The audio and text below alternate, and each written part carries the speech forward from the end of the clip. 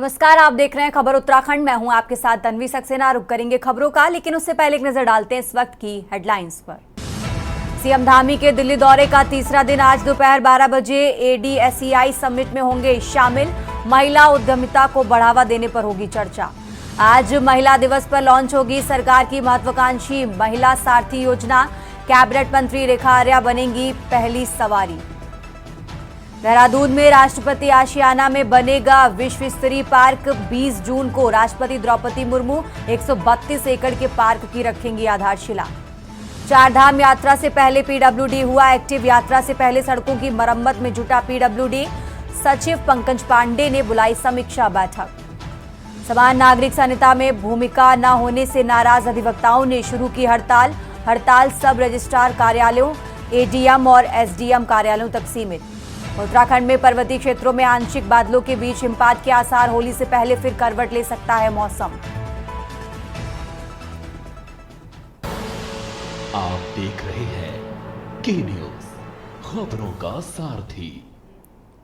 और अब रुक करते हैं खबरों का। खबर उत्तराखंड की शुरुआत करेंगे देहरादून की खबर से। देहरादून से बड़ी खबर आपको बता रहे हैं, जहां सीएम धामी के दिल्ली दौरे का आज तीसरा दिन है। आज दोपहर 12 बजे कार्यक्रम में शामिल होंगे सीएम धामी।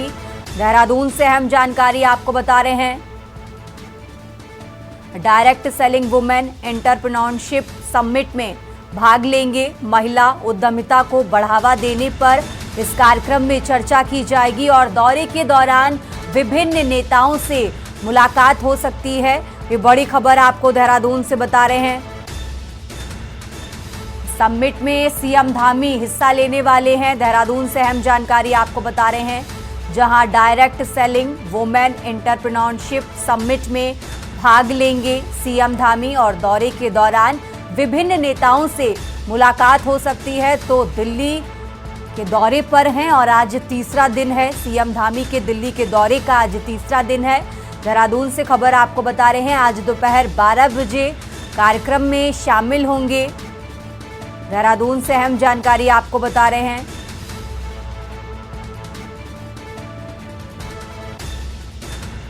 सीएम धामी के दिल्ली दौरे का आज तीसरा दिन है। दोपहर 12 बजे कार्यक्रम में शामिल होंगे। Direct selling women entrepreneurship summit में भाग लेंगे।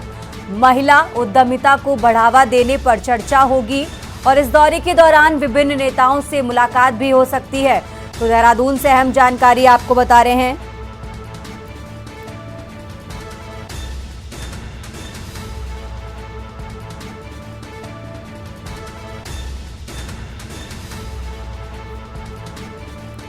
देहरादून से अहम जानकारी आपको बता रहे हैं, जहां दिल्ली के दौरे पर सीएम धामी और आज उनके दौरे का तीसरा दिन है।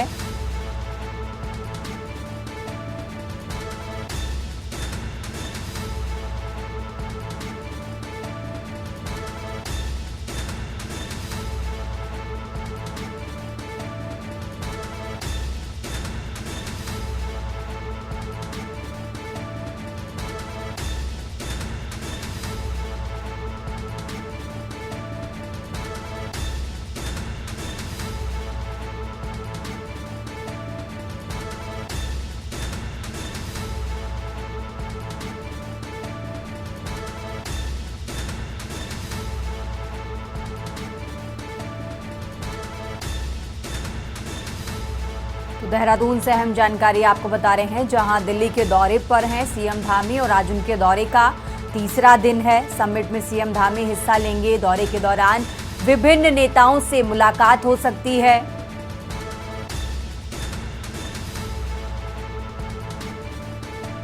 देहरादून से अहम जानकारी आपको बता रहे हैं।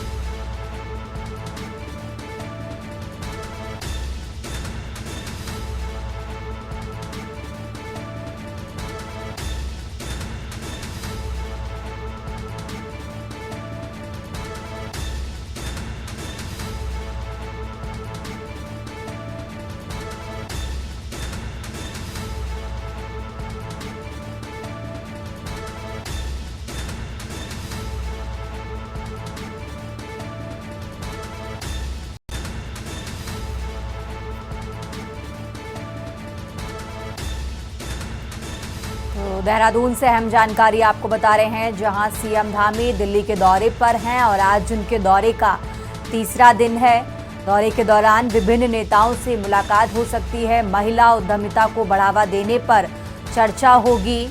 ये अहम जानकारी आपको बता रहे हैं उनके दौरे से जुड़ी, जहां विभिन्न नेताओं से मुलाकात हो सकती है। और देहरादून से हमारे साथ शिव नारायण जुड़ गए हैं। शिव, जिस तरीके से जानकारी मिल रही है कि दिल्ली के दौरे पर हैं सीएम धामी और आज उनके दौरे का तीसरा दिन है, आज के उनके जो दौरा है, आज के दिन की खास बातें क्या हैं, वो जरा दर्शकों को बताएं। अब मैम बताएं, जैसे कि आज अंतर्राष्ट्रीय महिला दिवस है, तो कई कार्यक्रमों में वो हिस्सा लेंगे वहाँ पे। और साथ ही साथ इसके ये भी बताना चाहते हैं कि जिस तरीके से बीजेपी सरकार महिलाओं को बढ़ावा दे रही है, तो उसी में कई कार्यक्रम वहाँ पे आयोजित किए गए हैं, उसमें वो हिस्सा भी लेंगे। और साथ ही साथ जो यहाँ पे अटकलें चल रही हैं कैबिनेट विस्तार की, इसको भी लेकर के भी एक बड़ी अहम खबर मिल सकती है। क्योंकि जिस तरीके से यहाँ पे मंत्री पद खाली है, मंत्री चंदन राम दास जो उनका पूर्व में निधन हो गया था, उनको लेकर के अब तक 4 सीटें खाली हो चुकी है। उसी को लेकर के अटकलें तेज हो गई है। कई बार बीजेपी के प्रदेश अध्यक्ष महेंद्र भट्ट ने भी ये संकेत दिए थे कि कैबिनेट का विस्तार हो सकता है, लेकिन साथ ही साथ ये भी हो सकता है कि कई मंत्रियों के विभाग के फेरबदल भी हो सकते हैं और जो मंत्री है उनका भी फेरबदल हो सकता है, नए चेहरे को जगह दी जा सकती है। इसी को लेकर के अटकलें चल रही हैं। जी, तो क्या कैबिनेट से जुड़ी भी कोई आज बैठक होने वाली है जिसमें सीएम धामी शामिल हो सकते हैं? जी, सूत्रों के अनुसार ये भी बताया जा रहा है कि इस तरीके की जो आला कमान है उनके साथ उनकी बैठकें हो सकती है और कई जो वहाँ पे कैबिनेट मंत्री हैं उनसे भी ये बैठकें करके ये जायजा ले सकते हैं कि क्या कैबिनेट मंत्री में किस किस का नाम आ सकता है। जैसे ही प्रधानमंत्री नरेंद्र मोदी का दौरा खत्म है, उसके बाद ही दिल्ली दौरे पे चले गए, तो यहाँ पे जो ये अटकलें हैं काफी तेज लगी हुई हैं कि ये कहीं ना कहीं ऐसा देखने में लग रहा है कि जिस तरीके से एक उत्तराखंड में माहौल चल रहा है मंत्रियों के कुछ मंत्रियों के भाई इनके जो विभाग वो भी बदले जा सकते हैं और एक माहौल जो अलग से चल रहा है जहाँ पे विपक्ष हो या विभिन्न संगठनों कई मंत्रियों के वो विरोध भी कर रहे हैं, तो इसको लेकर के बैठकें चल रही है। और किसका नाम आ सकता है ये सब आला कमान पर छोड़ा हुआ है, क्योंकि वहां से ही हरी झंडी मिलेगी। जैसे हरी झंडी मिलती है तो यहाँ पे कैबिनेट का विस्तार हो सकता है। जी, तो शिव नारायण, जिस तरीके से प्रेमचंद्र को लेकर जो लगातार मांग की जा रही है, तो क्या उन पर आज कोई बड़ा एक्शन लिया जा सकता है? जी, ये भी हो सकता है कि जिस तरीके से पूरे प्रदेश में एक विरोध की लहर हो चुकी है, चाहे वो लोक कलाकार के हो या कोई भी कई संगठन हो या विपक्ष हो, सबने एक सुर में एक विरोध करना शुरू कर दिया है, जिसको लेकर के जिस दिन यहाँ पे प्रधानमंत्री जी का दौरा था, उसी दिन एक गैरसैंण में एक बहुत बड़ी रैली का भी आयोजन किया गया था। तो उससे ये लगता है कि कहीं ना कहीं एक विरोध का सुर बढ़ता ही जा रहा है, ये विरोध जो थमने का नाम नहीं ले रहा है। जी, तो क्या भाजपा हाईकमान इस पर आज एक्शन ले सकते हैं? हाँ, हो सकता है। सूत्रों का कहना है कि इस पे हो सकता है कि एक्शन लिया जा सकता है, लेकिन ये कह नहीं सकते जब तक आला कमान का कोई ऊपर से संदेश या इस तरीके से कोई आदेश नहीं आ सकता, तो उस पर ये एक्शन भी ले सकते हैं।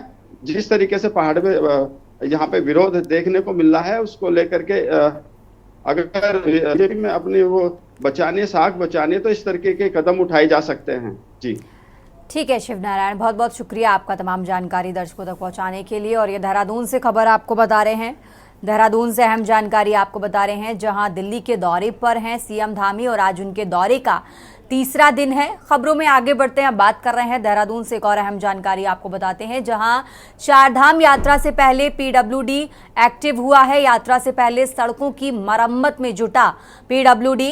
देहरादून से अहम जानकारी आपको बता रहे हैं, जहां सचिव पंकज पांडे ने समीक्षा बैठक बुलाई है और इस बैठक में सचिव ने सख्त निर्देश दिए हैं और कहा है कि यात्रा शुरू होने से पहले इंतजाम पूरे हो जाएं। तो इस तरीके से सख्त निर्देश इस बैठक में दिए गए हैं। चारधाम यात्रा की तैयारियां पूरी जोरों पर हैं। देहरादून से अहम जानकारी आपको बता रहे हैं।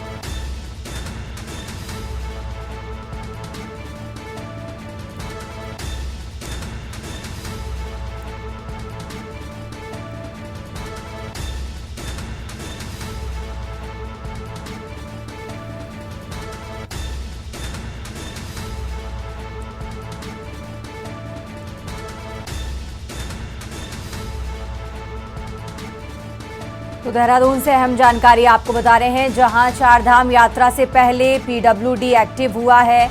यात्रा से पहले सड़कों की मरम्मत में जुटा पीडब्ल्यूडी। सचिव पंकज पांडे ने समीक्षा बैठक बुलाई और इस बैठक में सचिव की तरफ से कड़ी सुरक्षा निर्देश दिए गए हैं और कहा गया है कि यात्रा शुरू होने से पहले इंतजाम पूरे हो जाएं।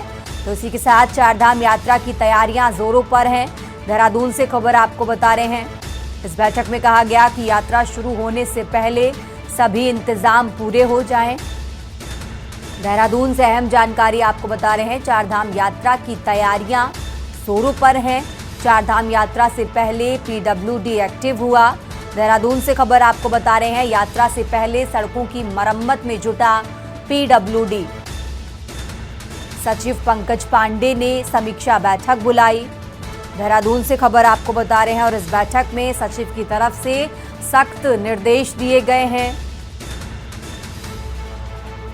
सचिव पंकज पांडे ने समीक्षा बैठक बुलाई। इस बैठक में सख्त निर्देश सचिव की तरफ से दिए गए हैं। देहरादून से खबर आपको बता रहे हैं और कहा गया कि यात्रा शुरू होने से पहले इंतजाम पूरे हों।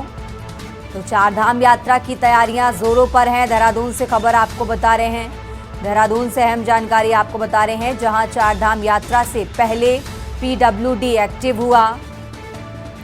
यात्रा से पहले सड़कों की मरम्मत में जुटा पीडब्ल्यूडी। सचिव पंकज पांडे ने समीक्षा बैठक बुलाई। देहरादून से खबर आपको बता रहे हैं, बैठक में सचिव की तरफ से सख्त निर्देश दिए गए हैं।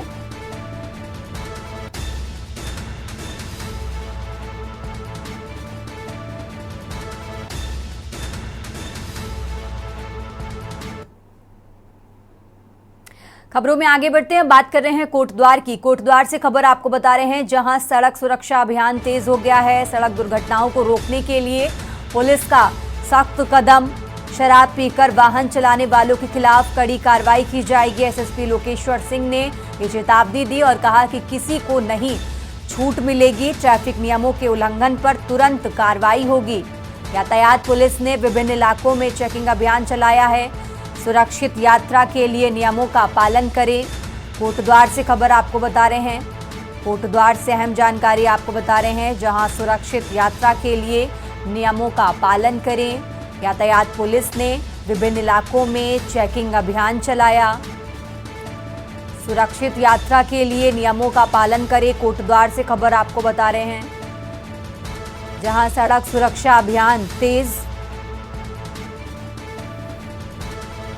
सड़क दुर्घटनाओं को रोकने के लिए पुलिस का सख्त कदम। कोटद्वार से खबर आपको बता रहे हैं, शराब पीकर वाहन चलाने वालों के खिलाफ कड़ी कार्रवाई की जाएगी। एसएसपी लोकेश्वर सिंह ने ये चेतावनी दी है और कहा है कि किसी को भी छूट नहीं मिलेगी। एसएसपी लोकेश्वर सिंह ने ये चेतावनी दी है और इसी के साथ कहा कि किसी को भी छूट नहीं मिलेगी। ट्रैफिक नियमों के उल्लंघन पर तुरंत कार्रवाई होगी। कोटद्वार से खबर आपको बता रहे हैं, यातायात पुलिस ने विभिन्न इलाकों में चेकिंग अभियान चलाया। सुरक्षित यात्रा के लिए नियमों का पालन करें। कोटद्वार से खबर आपको बता रहे हैं, सड़क सुरक्षा अभियान तेज। सड़क दुर्घटनाओं को रोकने के लिए पुलिस का सख्त कदम।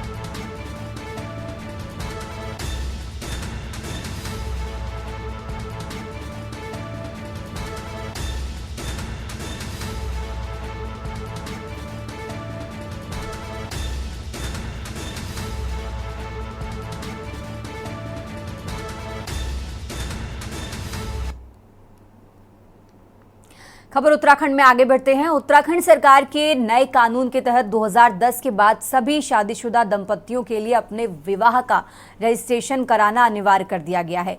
ये प्रक्रिया अब ऑनलाइन माध्यम से किसी भी CSC सेंटर से की जा सकेगी। इसी दिशा में डोईवाला तहसील में तहसील कर्मचारियों के लिए एक मैरिज रजिस्ट्रेशन कैंप का आयोजन किया गया। इस कैंप में कर्मचारियों ने अपने आवश्यक दस्तावेजों के साथ पहुंचकर विवाह रजिस्ट्रेशन कराया। उप जिलाधिकारी अपर्णा ढोंडियाल ने बताया कि शासन के दिशा निर्देशों के तहत ये कैंप आयोजित किया गया है ताकि कर्मचारियों को इस प्रक्रिया में कोई कठिनाई ना हो और वे समय पर अपने विवाह का रजिस्ट्रेशन करवा सकें।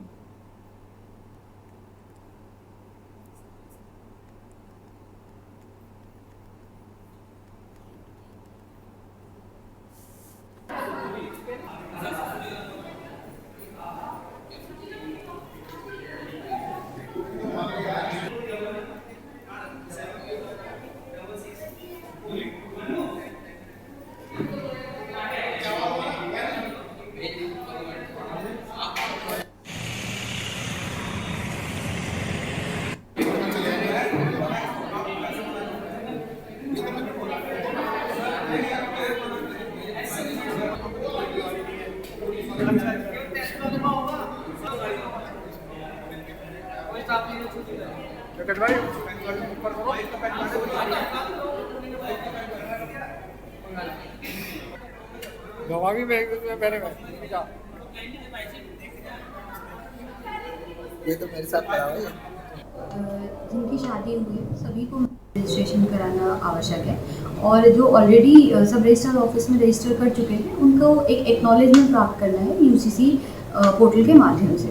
तो इसके अंतर्गत जितने भी तहसील के कर्मचारी हैं और अन्य कर्मचारी हैं उनको फैसिलिटेट करने के लिए हमने तहसील में आज कैंप लगाया। खबरों में आगे बढ़ते हैं। प्रधानमंत्री भारतीय जन औषधि परियोजना के तहत कोटद्वार के बेस अस्पताल में खोला गया प्रधानमंत्री जन औषधि केंद्र का गढ़वाल सांसद अनिल बलूनी ने निरीक्षण किया। इस अवसर पर उन्होंने कहा कि सरकार ने उच्च गुणवत्ता वाली जेनेरिक दवाइयों के दाम बाजार मूल्य से कम कर दिए हैं, जिससे आम लोगों को सस्ती और प्रभावी दवाइयां उपलब्ध हो रही हैं। सांसद बलूनी ने बताया कि इन दवाइयों का प्रभाव ब्रांडेड दवाइयों के समान ही होता है, जबकि इनकी कीमत काफी कम होती है। इसके अलावा जन औषधि स्टोर बनाए गए हैं जहां इन दवाइयों को उपलब्ध कराया जा रहा है।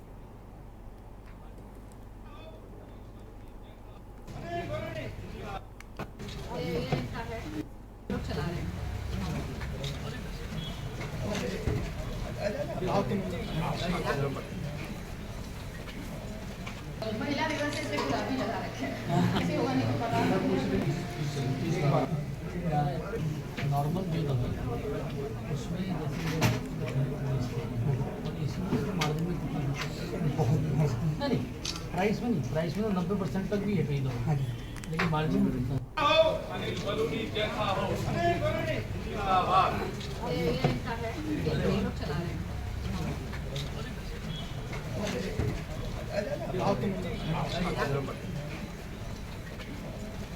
महिला दिवस से गुलाबी लगा रखे हैं, ऐसे होगा नहीं तो पता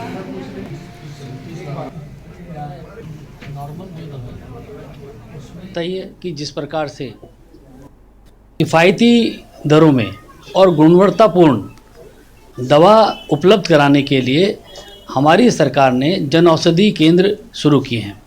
इस वक्त पूरे देश के अंदर लगभग 15,000 जन औषधि केंद्र है। आने वाले 3 वर्षों में हम लोगों का लक्ष्य इनको दोगुना करने का है और साथ ही लोगों को, साधारण लोगों को, गरीब भाई बहनों को, सबको सस्ते दाम पर दवाई मिल सके। माननीय प्रधानमंत्री नरेंद्र मोदी जी के ये प्रयास रहा है कि गरीब लोगों को सस्ते दामों पर दवाई मिल सके, आराम से गुणवत्तापूर्ण अच्छी क्वालिटी की दवाई उनको उपलब्ध हो सके। इस बुलेटिन में मेरे साथ फिलहाल इतना ही। आप देखते रहिए के न्यूज़ इंडिया।